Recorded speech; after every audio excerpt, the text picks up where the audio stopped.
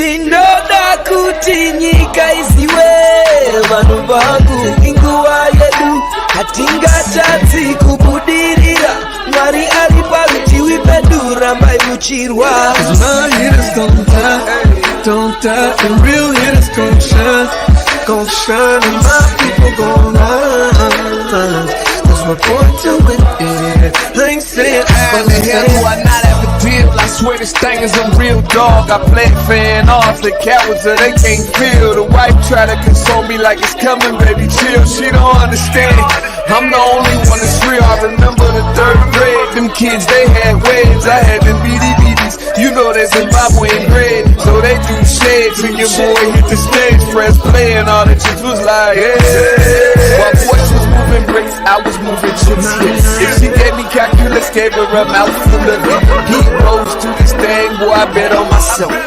Welcome everyone to The Day with Trae. I am your host, Trae Holiday. Grand rising to all of y'all out there. You can see that I have a special guest with me, but you know I got to do my whole intro. And of course, we are not in the studio today. We are in the famed Art Noir. So y'all know right here on 23rd and Union, y'all going to need to come down and check out this amazing quilt exhibit they have here. Let me tell you, it is phenomenal. But also, I got to tell y'all that I'm excited for my two guests today that are going to be joining me. We got Miss Ari Groover and Miss Parris Lewis. Both of them are playing Tina Turner in the Tina Turner the Musical that is going on right now at Paramount Theatre. It started last night, or started on the 12th, and is actually continuing until the 17th. So it is a phenomenal show, and I'm excited to have both of them joining me. Of course, though, before we get to them, it is the top of the show, so it's a great time for you to tag and share the stream. That's right. Participate with us. Go ahead. Tag and share the stream with folks who you feel could benefit from a daily dose of dopeness right here on The Day with Trae. If you can't watch our TV show, we surely have you covered because you can listen to us anywhere you find your favorite podcast. Just search Converge Media Network and The Day with Trae. Y'all will find me on Google, Spotify, iTunes, SoundCloud, Apple Music, whichever one is your favorite. Go ahead and search for us and y'all will find us there. Well, I'm going to tell you right now, I got the chance to actually see Ari, so I'm over here starstruck because she put it down. What's up, Ari? How you doing? Amazing. I gotta say, I love being able to see folks before I interview them, and it just seemed like you gave everything on opening night. You just gave it all. So I want to talk about your beginnings, right? People can probably look you up, figure out where you went to school, but what are some of those nodes that people may not be able to find that are really pivotal in you being on that stage as Tina Turner today? Well, I am a Georgia girl, Georgia peach, as people would say. I was born in Savannah, Georgia, raised in Atlanta. Funny story is I actually didn't really see myself doing musical theater or Broadway for that matter. I actually went to school for art and illustration. Wow. And always was surrounded by performing arts. My mother used to be a dance teacher and a professor at Savannah State University, which is a HBCU. All right, go Tigers. Yeah. And she would always surround me with the arts. It's something that has always been a part of my life, arts and sports, but particularly arts in Savannah, especially with Geechee and Gullah culture. So yeah, for the longest I did not see myself doing musical theater at all. I was just like, no, this is corny. I don't see me doing this, or I didn't see a lot of me, meaning people that looked like me, doing this or thriving in this industry, except for the ones that we all know about, The Wiz, you have Color Purple and all these things. But before that, I just didn't have an interest. I thought I was going to be a backup dancer for like Chris Brown and all of these artists, especially in Atlanta, because that's the thing, that music. But what a lot of people don't know is I'm actually a DJ in New York City. Wow. I have a company and I DJ for all of the Broadway events, opening nights, some underground parties. If you know the culture, you know the culture. So that is my other half of also being a performer, and they're lucky to go hand in hand. That's maybe a little bit of tad bit that people don't know. Maybe they'll find out, but they don't know. Well, it's really interesting because, I'll say that when you think about a character like Tina, there's so much specificity Yes. in her as a character, and watching you embody so many of those characteristics. What was it like for you in terms of playing such an iconic character? I mean, how do you get yourself into the mindset to really embody all of those nuances? It's definitely, it's an interesting process, but it's a fun process when you think about Tina being not only just a reflection of who she is, but of who a lot of your matriarchs in your family are. She's so relatable to me because she is like my mother's, my aunts, my grandmothers, my great grandmother, where it's this force of persevering through trials and tribulations despite what things may come your way. And the interesting thing about Tina is that the fact that when her career blossomed and bloomed, normally people would say it's too late for you. Mm-hmm. This industry has a way of making women, and particularly black women, feel like you only have a lifespan in this career and your expiration date is here, especially when you have kids, especially when you have built this foundation with an abusive partner, abusive man, and they don't see you outside of that. But she became so much more. So learning and developing our personal connection and idea of what Tina meant for us was pivotal. And the great thing about Tina that she would say to most of her Tinas everywhere, Tinas from across the globe that also have the Tina Turner musical as well, would be like, you may be a reflection of me, but it's still you. Mm-hmm. So in some, you have to bring the honesty of you and your integrity into playing her, because if you are honest, then it makes her honest. So it's wonderful to know that though it may seem like a high pedestal, you take some of the pressure off, because at the end of the day, she just really wants you to be connected and be you. And that will tell the story just because of who she is as a human and what her music did for, generations of people, even today, people who may not have been around. There's people who will, will not know Tina, since she has passed, God rest her soul. But the music and her legacy will always be there, and that's why she's been able to do these things for years, decades, you know. And that's the great part about finding our Tina. I really appreciate that perspective, because I think almost for any actress, actor out there, especially when it comes to live theater, there's something that's so tangible in terms of the audience experience, right? Like you're pouring something out, but they're receiving something all at the same time. And ultimately, if you're not honest with yourself in any role you're playing, it actually comes across to the audience. It's different because on camera, things can be hidden, they can edit certain things out. But when you're there, it's like you got to be raw, and you really got to find that center for any character you're playing. When you think about some of the work you did before hitting the stage as Tina, what are some of those exciting moments that really allowed you to see yourself in musical theater even more? Like, what was that first experience? Because you're like, I don't know if I was going to do musical theater. I'm not sure about that. I was not sure. What were some of those experiences that really grounded you in this as another art form of your choice? It's like you said, it's something about live theater, the people. You really can't fake the funk when you are with live people. Yeah. It's like you got it or you don't. Right.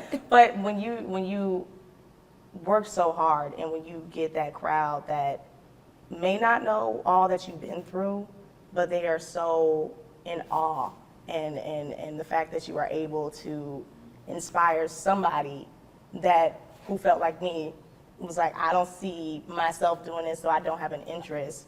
Now look at you and say, wow, I really could do this or be anything that I want to be.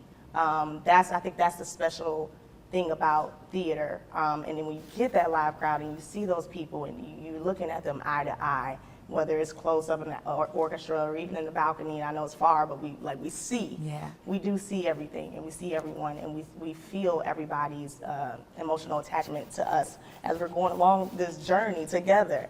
And it's something about the adrenaline and the rush, and then the people seeing afterwards and not even having a clue about the things that you went through. You may have had a shoe fall off, costumes come apart.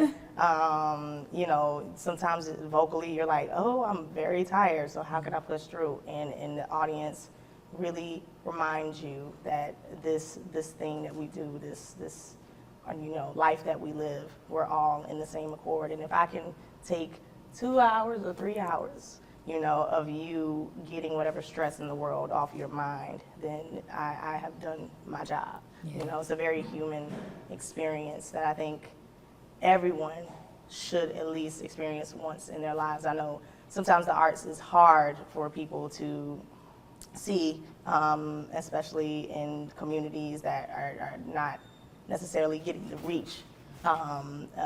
Financially speaking, there's places, in New York that people in the Bronx have still never seen a Broadway show, and it's just trying to make it affordable in this economy, for people to come and see and support the arts, because the arts really do change lives, and it changes perspectives, and it brings people who may not even have a common interest or think differently to be on one accord for 3 hours. So I think that's the beauty. That's why I've been doing this for now 11 years. Wow. And it's the one thing that keeps me going with this. It's very important. As Nina Simone would say, it's our duty to reflect the times. So Yes. this is what keeps me going. Well, I agree so much with the zeitgeist. I always talk about like the signs of the times. They change over time, and we also see them come back. Like you have a lot of I have a lot of elders in my life who will say, "Oh yeah, we're hitting that age again," right? And I'm like, yeah, because some folks have talked about what we're experiencing even here in this building and in this space. I mean, this was the historic Black community of Seattle, the Central District. And, Art Noir being right here on the corner of 23rd and Union, being Black owned, it means so much to so many people. And it's almost like a Black renaissance happening in this area. So it's like people have been saying, oh man, we're coming back to that, where people are investing in Black owned this and that, restaurants, businesses. We need these kinds of spaces. But, when you talk about being a DJ, and someone who's a performer in musical theater, I would love to hear how the two intertwine, because I can only imagine. I mean, in my mind, I'm like, you're moving a crowd either way. Either way, right? yeah. And there's something so special about DJing with music and then performing musical theater. It's still this underlying current of music, how it moves folks. Oh, yes. Speak to that a little bit for us, Ari. I'm happy you hit the nail right on the head with that one. The one thing that I would say, because I probably have been DJing as long as I've been doing this career, and like you said, it's the ability to move people and to watch. And yes, you have certain technical aspects when it comes to DJing, and there's so many different genres and subgenres of what DJs like to play. I'm pretty open formatted, but if I had to say my roots that drive me from what my mom used to play, it's always funk, house, big house head, house, like a golden age of hip hop, because my siblings are older, so they would play, 93 to Infinity, like all of that stuff. Even to the 80s new wave, is all of these things. And I think people have to realize that sometimes a certain song is nostalgic. It's nostalgia for some people. They remember where they were at this time, at this place when they heard this song. So it creates memories. So as a DJ, the music curates this atmosphere that allows people to remember where they were and how they felt at that time, which is why music is so universal. So the same application to DJing of watching the crowd and seeing, you were really listening and participating into people's experiences. And it is the same thing with theater. You know, you may have a book writer who wrote this wonderful script and may have a line that resonates with somebody, and it's your job to, you know, say this in this way, and you get that feel from that person. Or the way the music of the show reminds people, oh, I remember when Higher came out, I was here, and I was at this place, and when they performed this, and Tina went crazy. It is very precious to see that, and with DJing or with being a performer in any genre, whether it is film, television, musical theater, plays, we have that responsibility to get people to have the freedom to emote and to have the freedom to say, I remember where I was in this space, and what a time. Reflection is such a beautiful thing. You know, I think that sometimes we take for granted to reflect on certain things and how we felt in certain places, spaces, good or bad. It is all wonderful to have that experience, whether it's cleansing or whether it's just, I needed that, you know? So I have to say, DJing has always allowed me to still stay in that creative space, to allow people to have the freedom, and it's funny because they think it's about us as a DJ, but it's really about the people. Yeah. It's about the people. It's about keeping the people together, and if it's one thing that we can do, you know, as Black folks, we gonna love the party. We love the fellowship. We love the song and dance. Yeah. That's throughout history. It's kept us going as people. Yeah. So it's very important to like keep those two together. So you, like I said, you hit the nail on the head now. Well, I figured there was clearly some alignment there, right? Yes. It only seemed to make sense. Yes. When you think about, you know, portraying Tina, I mean, you spoke about it so beautifully, but there's also something that when you're on that stage, there's really something you want the audience to walk away with. Mm-hmm. And I would love to hear, you know, what is it you as a performer, you portraying Tina, this iconic character we all know and love, and you know the crowd is there. They were there with their Tina wigs on. Yes, they were. All of the, all the outfits. People are, you know, looking at, what do I wear to Tina? I love it. Right? What is it that you are really like, man, when I'm out there and I'm pouring everything into this role, I want people to walk away with this. Yes. You know, what is that for you? You know, I want people, if anything, want to have a good time. I want people to sort of walk away with this reminder of them being like, it's not necessarily over for me.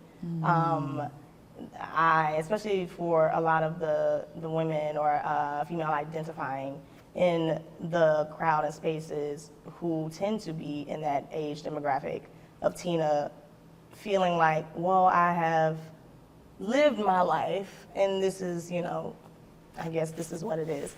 And that's not the case. I think from this, if anybody gets anything from this show, it is that you can keep pushing and you can keep thriving and you can be as big as you want to be. Do not rely on what people tell you what you should be. You know, you can be anything you want to be at any time, at any space, at any age. To keep pushing when the times feel like I can't push anymore, I don't have anything to give.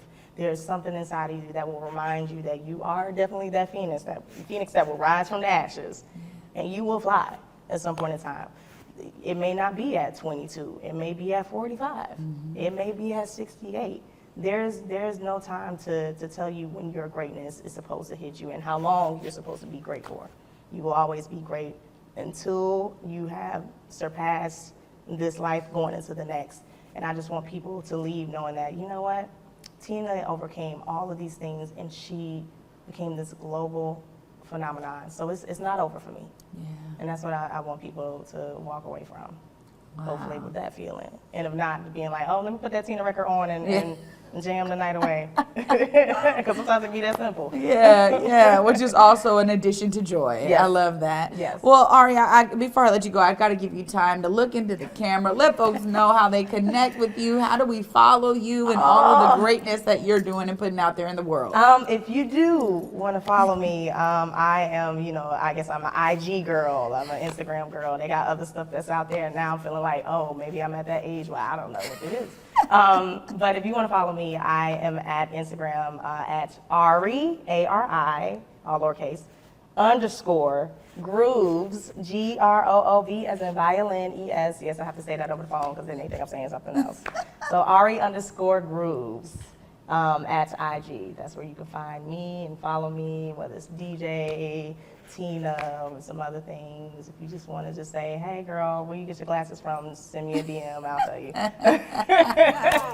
Ari, thank you so much Thank for joining you. me today. It was a pure pleasure, Oh, and thank you. I'm looking forward to following you and continuing to Yes. keep relationship going. That's Yes, always important likewise, to me. likewise. So thank you so much. This has Thank been a you. pure No, pleasure. This has been great. I mean, in this space, this has been great. Absolutely. I really appreciate it. Y'all, all of this greatness and this Black Star Power action is going to continue because I got Parris Lewis coming up right after this short break. Y'all stay tuned. You're watching The Day with Trae.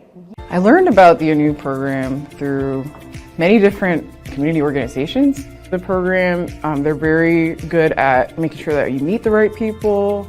My favorite part would have to be the community building and also the volunteer opportunities as well. I've been working on my physical health a lot more. I've been intentional about that, and they're very big on that. I'm still learning how transformational it is because there's just so much opportunity. It's a great program and they will support you. Visit the link at the end of this video to learn more. Big Tobacco thinks they know everything. They think they know you, your community, the places you go, the way that you spend your time. They think they got you all figured out, down to a formula, a calculation based off of numbers of what they think they know. Show them they're wrong. Learn more at theythinktheyknowyou.org. 1 in every 500 African Americans in the U.S. suffers from sickle cell disease. 1 in 3 African American blood donors is a match for patients with sickle cell. 1 appointment to donate blood with the American Red Cross can help save a life. Will you be that one? Visit redcrossblood.org/ourblood today to schedule an appointment at a location near you. Get ready for a night of solid gold with the Temptations and the Four Tops. Same night, same stage. The Temptations and the Four Tops together live. Welcome back, everyone, to The Day with Trae. I'm your host, Trae Holiday, and as you can see, another phenomenal guest here with me on this Black Star Power episode right here at Art Noir on 23rd and Union in the iconic Central District. I'm excited to continue the discussion of Tina, the Tina Turner musical, with Parris Lewis, who also plays Miss Tina. What's up, Parris? Hey, how you doing? I'm well. How are you? I'm well. Happy to be here. Yeah, I'm glad to have you here. And honestly, I was like, okay, how am I going to talk to 2 different Tinas? But I love what we were just talking about. You were saying that this is a show that has multiple Tinas, and there's something so unique that you all bring to the role. Before we get into your rendition of Tina, I would love to hear more about what got you into musical theater. You know, what were some of those iconic moments in your life? Maybe it was young or a little bit older where you were like, nah, I think this is the path. What got you there? So funny. I didn't end up here organically like a lot of people do. I kind of ended up here by happenstance too. So I have a background in classical music, training in opera. I was training as an opera singer for most of my journey. And I liked musicals growing up. Like I went to performing arts middle school, high school, studied music in college. But in high school, I was just kind of like the vocal kid who was so on top in the program that I kind of got a little bored. And I was like, well, what are the musical theater kids doing? And I would hear the things that they were singing, and I was like, oh my gosh, that's so exciting. That's not standing here and reading sheet music, although I love that, don't get me wrong. It was a thrill about the storytelling that went beyond just singing the music and standing there that I hadn't experienced yet, from adding movement, the acting. So it kind of intrigued me a bit, and I saw a few musicals with the department while I was in high school, but I wasn't into musical theater. Then I graduated high school and I went to college. And I went to college in Daytona Beach, Florida, a historically black college, Bethune-Cookman University, Hale Wildcats. But when I would come back to New York, my father would just encourage me to go to auditions. He's like, you're into theater, just get out there, see what this industry is like. You're studying to be a singer professionally, so just kind of go out there and see what you can find. And as I started going to auditions, just honestly on the whim, I was like, I should probably see some of these shows. Because I have no idea what I'm auditioning for. Yeah. I just knew I'm a singer, I can sing anything that's on that page. So what are you guys doing? Can I be a part of it? And I kind of just found my way like that, just being inquisitive. But I didn't actually get my start in theater until about 2019, where I was just auditioning for fun again. I was doing operas during that time, and a friend of mine was like, hey, The Color Purple is having auditions for the national tour. You should come with me. And I was like, nah, I'm tired of sitting in rooms all day and then singing for 10 minutes after being here for 8 hours. And he was like, just come. Fine. Well, I went and got the job. Wow. And that was kind of like my start, honestly, I'd say, besides being inquisitive about something and just seeing it from the outside looking in. A friend dragged me to an audition with them, and I actually ended up getting a job. So then it became a thrill, because I was like, okay, maybe you can really do this. You just booked a national tour on your own. It's The Color Purple, which is a staple in the Black community. You know, like my mama was telling everybody, you don't believe what Parris is about to do.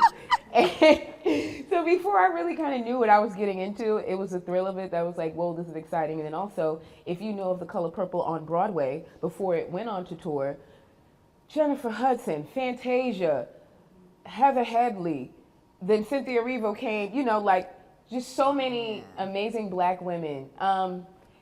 Danny, like so many amazing Black women that were attached to this show. I was just excited to be a part of that legacy. And more so to be a part of the Black theater legacy. That really like lit a fire for me. Jumping into this world and being like, if this is my introduction, I want to stay. Because this is hot. And whatever this is, I think I can figure it out if I, meet the right people. So once I did The Color Purple, then I started really, like, honestly looking up things. The beautiful thing about the internet. You can get on Instagram, like Ari said, and really just find people. And I started kind of like stalking all the Blacks on Broadway. I'm like, who are these ladies? Who are these guys? And what are they like? And what are they about? I want to be a part of this industry. And so that was kind of like, honestly, I think that was really, I'd say that was my start. Because before The Color Purple, I wasn't into musical theater. I wasn't going to see musicals. I didn't have any friends that were in musicals or on Broadway. I was just kind of like, I'm a singer, and I meet a lot of singers, and they do different things. Next. Yeah. Oh, So, wow. yeah. I mean, this is what is always intriguing to me, to explore people's stories, because there's always these unique characteristics for everyone, right? And so I love that, because I recently, over the last year and a half, became a real fan of the opera, right? And so, I mean, starting with like a full-on Black opera, Blue. Shout out to Seattle Opera, because they keep me enthralled in all of the storytelling that happens there. But I love hearing that you had this kind of classical background, and you're able to merge it over here and really bring your brilliance to Black musical theater. That's really important. And when you were talking, I was thinking about myself, when I went to Howard, so shout out, go Bison. Come on. And I went there for their theater program, and people were like, are you gonna do musical theater? And I was like, I know I sing and everything, but I think I wanna really focus on how you do theater. Like, I wanna do theater management, because I'm gonna get in the background. But I loved what they were doing, because there's something so special about a musical theater program, because you are doing acting, singing, and dancing at a high level. And that's what this show actually showcases. I mean, y'all are putting on a full-on show, and I want to talk to you about not only your voice as Tina, but also embracing the moves of Tina Turner, because we know that she has a certain je ne sais quoi, aura about her, that I'm sure that's something that was so specific about how you could embrace all of that and become Tina. Talk to us about that. Yes, honestly, you said a lot of it. But it's really just that Tina had an essence about her that the moves felt like, they looked like walking to me. Every time she would like kick a leg or like slide to the left or slide to the right, it didn't seem like it was choreographed or something that was planned. The Ikettes, yes, because they're a unit, so they all were looking like each other. But Tina was like moving in a way that she was going off of feeling, or like in today's word, vibes, right? She was going off of the vibes of the space and the music and what it made her feel. And that was the main thing that stood out to me when putting the movement on my body, and also kind of like watching some of the other Tinas too, and being like, this needs to feel effortless, but this needs to come from you. And adding those Tina-esque movements to it. There's so many things that Tina is known for her high shoulders, her quick feet. Ari does this thing that Tina does all the time, and I love it. And I'm like, there goes that move, there goes that leg. Yeah, you know exactly what I'm talking about. And there are just certain little things that Tina had that when we put them in our bodies, you kind of like get that essence of her, especially when that music is going. You're feeling it. And that was, to me, that was like the most important thing, to get those mannerisms and put them into my movements. And it would all like marry itself. Because the singing is the fun part, right? That's the part that's like, this music is gonna slap, whether people like it or not. Right. And you put those movements with it, and I feel like it was a marriage. Watching so many old videos of Tina and how she stood her ground, but more so like, she never had straight knees. Her knees were always bent. And to me, that stood out for the sense of like movement and her being grounded in her movement. Yeah. She was an incredible voice, but she was also very grounded in her movement. And it showed by the way that she captivated the stage, but also captivated the energy, jumping in and out with her dancers. I'm like, this lady is running the show. Yeah, she's in charge. Ike is running the band, but they following her. Right. They following those feet too. Yeah. Oh, I agree. And I think it was something that I got to actually witness opening night, was seeing that Tina was the one that was creating all of the choreography. I was like, I don't think I really understood that before watching the show. And, you know, it's something for me where it's also what I was really taking away from so much of it was, wow, the brilliance of this Black woman. For me, that was, as a Black woman, it was something that obviously resonated with me, but it was also something I could feel, you could see that the audience was responding to it. So as y'all have been on tour, you know, how have you been receiving that kind of audience love and vibe? Because there's so many folks there that love Tina, know Tina, and there's others that may not know all these nuances to the story that are coming out in the way that this is written. How have you been feeling that vibe since being on the tour? Oh, that's a great question. I think it's depending on the day and the city too, and also something I was sharing with you, depending on the vantage point that I have on that particular day. If I'm in Ikette, you can feel the crowd's energy when we start these big dance numbers and we come out full throttle. And you can feel that, and it's exciting because it kind of like reminds us that this is fresh, this is a new crowd of people, so give them that high energy that they're expecting, because they've never seen this before, but also like do it like it's your first time, because it's their first time. And then as Tina, it's also a thrill ride because people are able to connect to the things that they remember about Tina Turner. And as a young artist, that is something that I found so valuable, because it makes the work, it's already validating, honoring who, when we started, she was our living legend, but now like our icon that has just passed on, honoring her legacy and bringing so many of her fans that come to the show and people who don't know, right, into the world of Tina and into the world of the Ike and Tina Turner review. Because the show is about Tina and it's Tina's story, but they built something together with the Ikettes, with Ike, and being able to feel the crowd's energy and when they're screaming, even when they're not screaming. I love, one of my favorite things when I'm not Tina and I come through the door as Tina's sister and I go, she's like, Eileen, what are you doing here? Ain't got time to explain, it's Ma. And the crowd is always like, oh my goodness. And I always walk off stage, I'm like, did you hear them? Oh, they're in it now. They are in it. That type of stuff is really exciting for us, and as Tina, it's even more exciting because they're holding on to the story. They're holding on to these key points that people don't know. Like you said, whether they know or not, there's so many little things in our show that are not in other depictions of Tina Turner's story that people don't know. And I hold on to it because it gives us more of a sense of reality if we're really honoring her. When people come to the show, they're screaming, but when we're able to talk to these people outside of the stage door, when they're able to talk to them in the lobby, and they say, oh my goodness, you had all of her moves. Oh my goodness, you sounded just like her. Oh my goodness, I remember this one time when I saw her in Rio, and I'm like, what? And I made you think of that, or we made you think of that? those are the things that like kind of help us hold on, and those are the things that we thrive on, in my opinion, because they keep the story authentic and remind us of like exactly what we're doing. Doing a show for a year is a long time. Yeah.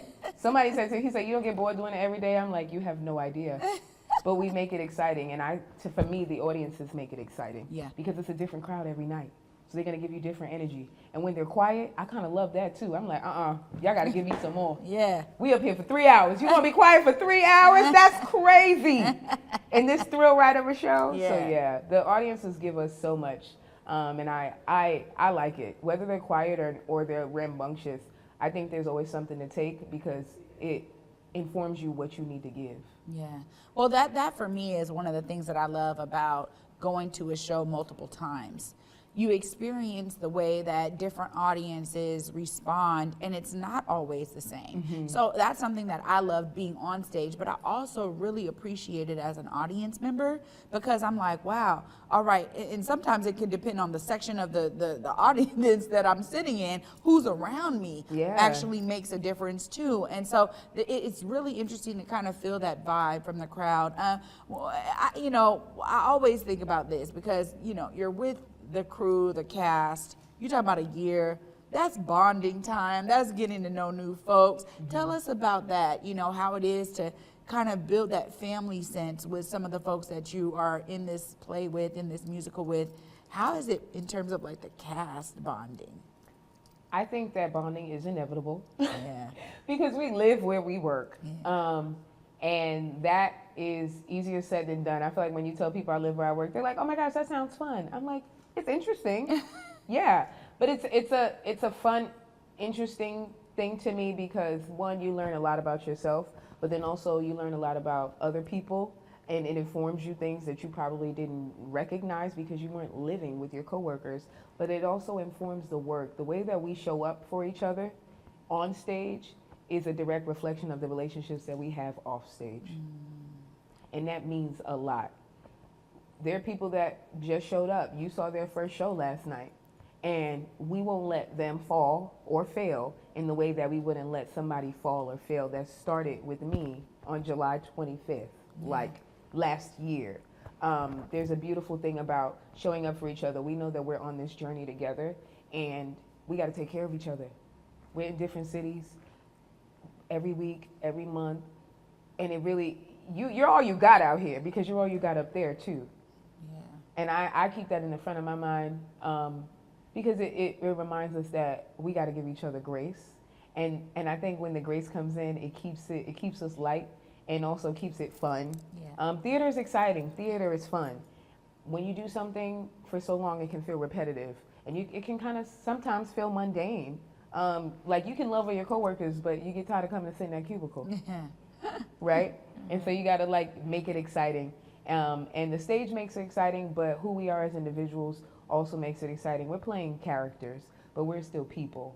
And I kind of love that part of it, and it helps me kind of like the people that I work with more because I may enjoy what you do on stage, and then you come off and I'm like, ha ha, that was funny. You didn't do that yesterday. Yeah. Good job. See ya.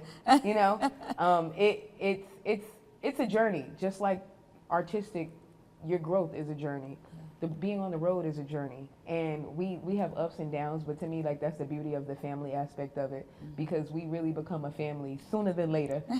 Soon as you said sail, you're like, all right, it's us. Yeah. Come on. Yeah, we're together. Let's go. Have you eaten today? Right. You don't look like you've eaten. Let's go. And they may not be down with it, but you're like, no, you got to take care of yourself. Yeah.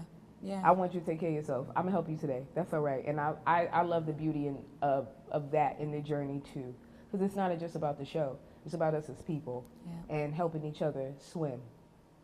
I love that you said that because, I love to ask that question because I always get these wide variety of answers, but so much of it is always foundational in family. And, it's a chosen family in that regard. And I love hearing how you just described that. Well, when I think about Tina, I also think about the iconic costumes, and I got to ask you about that because, seeing some of those costumes opening night, I was like, there it is. Yep, there it is. And you can see the growth, too, of, when we talk about the long-spanning career that is Tina Turner.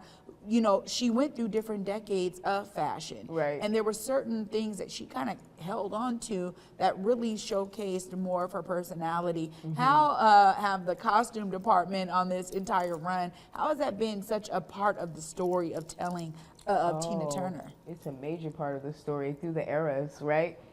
Tina's not the only person that's dressed in the era. Every person on stage is.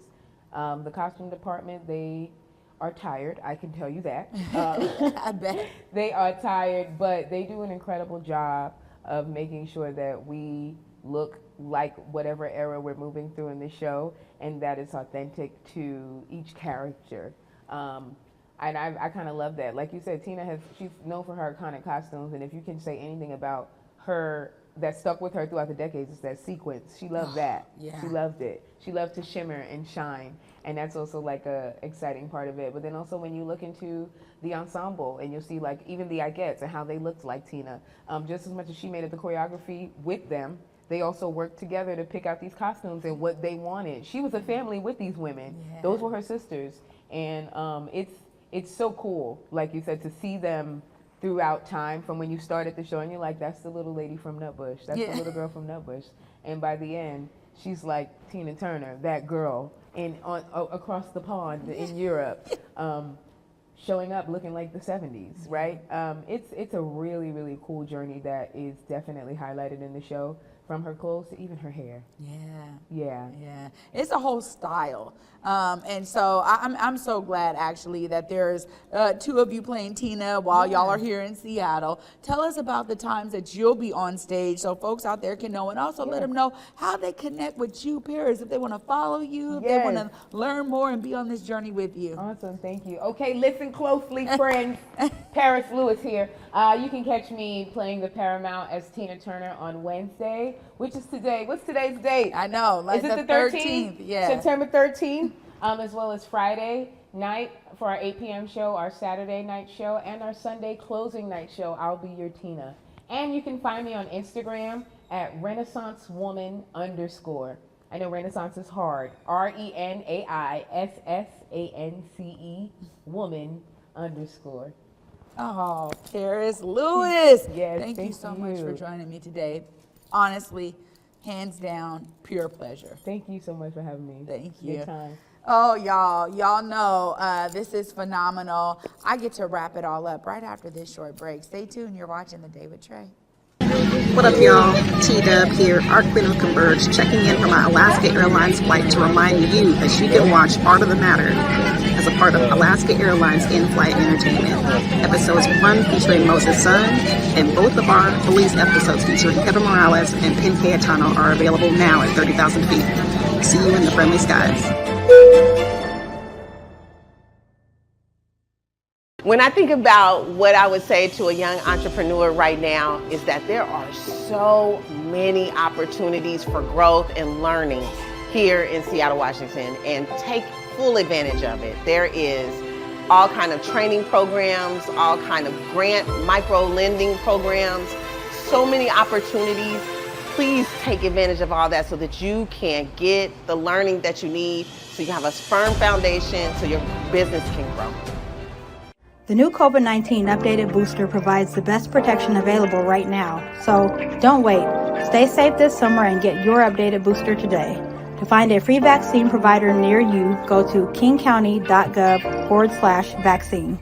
What's up, everybody? Trae Holiday here, and it is about that time to get our kids back into school. So, of course, it's also a great time to make sure they are up to date on all of their vaccinations. You can find free vaccination events all throughout King County, and they are giving out COVID-19 vaccines, boosters, all the vaccinations you need to make sure your kids are ready to start their school year off right. Go to kingcounty.gov/find a clinic to find a free vaccination event near you. Welcome back, y'all, to The Day with Trae. I'm your host, Trae Holiday. Just got to wrap it up right here in Art Noir as other things are going on in the building. We're just excited that I got to have Ari Groover and Paris Lewis, two phenomenal women who are playing Tina Turner in Tina, the Tina Turner musical, happening right now at Paramount Theatre from the 12th to the 17th. So y'all still have some time. Get your tickets. You will not be disappointed in this show. You know, I was inspired by what both of them shared about not only their journey in the musical theater, which was so different for both of them, but also the ways that they are portraying this iconic character we know and love, Miss Tina Turner. They are both pouring everything they have on that stage, and I encourage y'all to not only be inspired by the stories they shared, but also by the story of Tina Turner herself. If you don't know enough about her or much about her, but you want to, this is a great time for you to go ahead and get your tickets so you can learn more about her. She is a phenomenal character in our American fabric, but also a phenomenal performer who poured everything out on every stage that she attended, every stage she graced her presence with. And I'm just going to tell you right now, get your tickets. You won't be disappointed. I want to give a huge shout out to my Black Star Power guests today, Ari Gruber and Parris Lewis, for being with me, sharing their journeys as they become Tina Turner on that stage for all of you to enjoy. Be inspired, y'all, because there may be an artistic way for you to see yourself as a part of the solution. And for me, until tomorrow at 11 a.m., peace.